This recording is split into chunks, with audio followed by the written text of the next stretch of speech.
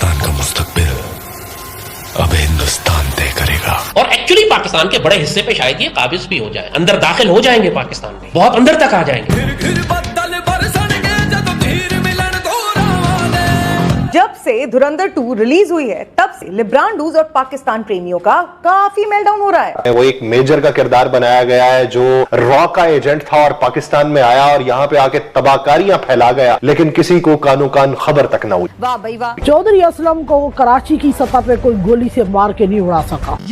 और ये कोई रॉ का नेटवर्क नहीं है, भारतीय फौज भी लगी हुई है पाकिस्तान में दहशतगर्दी करवाने के लिए। कुछ भी अब भारत की जानिब से जो फिल्म बनाई गई है लियारी पर, और उसका बहुत ज्यादा चर्चा है, लेकिन असल में तो ये पाकिस्तान मुखालिफ एक प्रोपेगेंडा है जो कि किया जा रहा है इस फिल्म के जरिए। We must infiltrate the very core of terrorism in Pakistan, ताकि वो भारत के खिलाफ अगर नींद में भी सोचे ना तो उनके ख्वाब में भी हम बैठे नजर आने चाहिए। फिल्म बहुत अच्छा बना है ना, अभी पूरा कराची, पूरा मोहल्ला, पूरा लियारी इसका तारीफ करेगा। फिल्म बहुत अच्छा बना, बहुत प्यारा बना हुआ है। कोई इसको प्रोपेगेंडा मूवी बोल रहा है और कुछ लोग तो बोल रहे हैं कि मूवी ही बेकार है।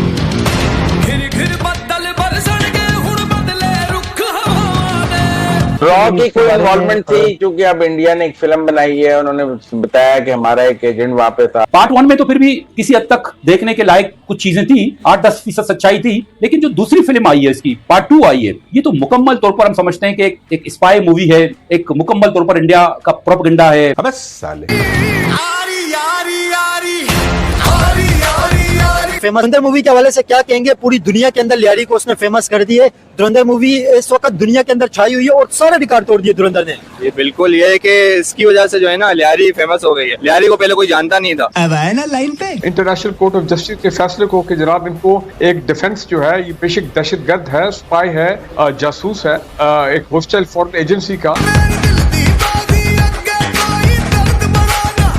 अब जो है ना इस मूवी की वजह से ना काफी माशाल्लाह जो है ना पॉजिटिव लोगों ने जो है ना उसके नजरिए से देख रहे हैं लियारी को। अच्छा, आप सर बिल्कुल इस बारे में बात कर रहे थे मूवीज के बारे में कि इंडिया में भी हेट मॉन्गरिंग है, सिर्फ दुश्मनी पे बेस करके मूवीज। बहुत ज्यादा। तो ये बॉलीवुड को आपको लगता है नुकसान किसने सबसे ज्यादा पहुंचाया है? क्योंकि हम तो 80s 90s से बड़े शौक से फिल्में गाने सुनते थे, अब तो दिल ही नहीं चाहता। अच्छा, क्यों झूठ बोल रही हो नाडिया हैकर? हमने तुम्हें रंगे हाथों हिंदी गाना गाते हुए सुना है, रंगे हाथों पकड़ा है। आज की रात मजा हुस्न का आंखें तो से लीजिए। असल में इन दोनों लोगों को ये पता ही नहीं है कि ये बोलते क्या है, करते क्या है। बस मूर्खों की तरह मीडिया में आके बक बक बक बक कुछ भी बकते रहते हैं और हिंदुस्तान के खिलाफ जहर उगलते रहते हैं। इस हैकर की जोकरों वाली हरकतें देखिए आप भी। नरेंद्र मोदी के पजामे में हुए हैं कि हम लोग तो बहुत देर तक यहाँ रहते हैं, शो प्लान करते हैं, बोलते रहते घर जाके फिर हम बोलते हैं और उसके बाद बोलते ही रहते। जी हाँ, धमाकों की हमें आवाजें आई हैं, लेकिन वो धमाके पाकिस्तान के इन शहरों में नहीं हुए बल्कि नरेंद्र मोदी के पजामे में हुए हैं। कल हमें पता चला कि हमारा चैनल 365 इंडिया में ब्लॉक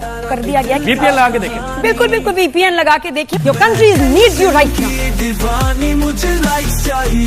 तो VPN लगा के देखिए।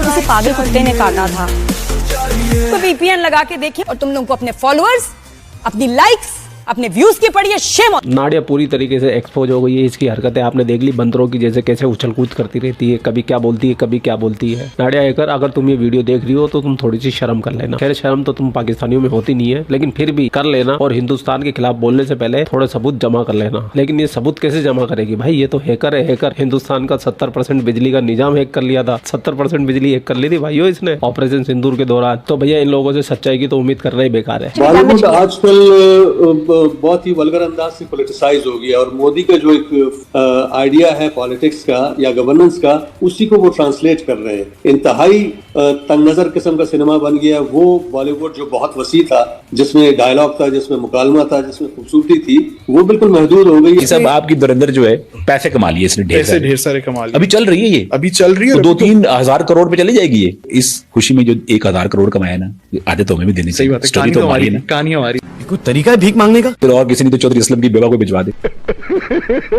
फिल्म कैसी है धुरंधर जो आई है? बिल्कुल घटिया है, बिल्कुल घटिया है। हमें तो बिल्कुल पसंद नहीं है। जिस हिसाब से लोगों ने बनाया हमें तो बिल्कुल पसंद नहीं है। अरे भैया, तुम्हारे पसंद होने से या ना होने से मूवी की कमाई पे कोई फर्क नहीं पड़ने वाला, क्योंकि तुम्हारे मुल्क में तो पिक्चर पहले से बैन है। अगर ये मूवी तुम्हारे पाकिस्तान में चल रही होती और तुमको ना पसंद होती तो उसकी कमाई पे असर पड़ता। तुम्हारी पसंद ना पसंद हमको घंटा फर्क नहीं पड़ता है ना, मूवी की अर्निंग को फर्क पड़ता है। फर्क जिनको पड़ता है उनके मुंह से सुन लीजिए। पाकिस्तान के जो सुपर स्टार है, पाकिस्तान मतलब जो भी उनके वहाँ चलती है, फिल्में बनाते हैं, एक जो एक्टर्स लोग लोग का डिस्कशन चल रहा था और सुनिए उन्होंने हिंदुस्तान के बारे में, हिंदुस्तान की फिल्मों के बारे में, हिंदुस्तान के सिनेमा के बारे में क्या कहा। खासतौर से पाकिस्तानियों, तुम्हें जरूर सुनना चाहिए। लोग कभी कभी मुझसे सवाल करते हैं कि देखे ना इंडियन फिल्म्स तो ये इस तरह उस तरह।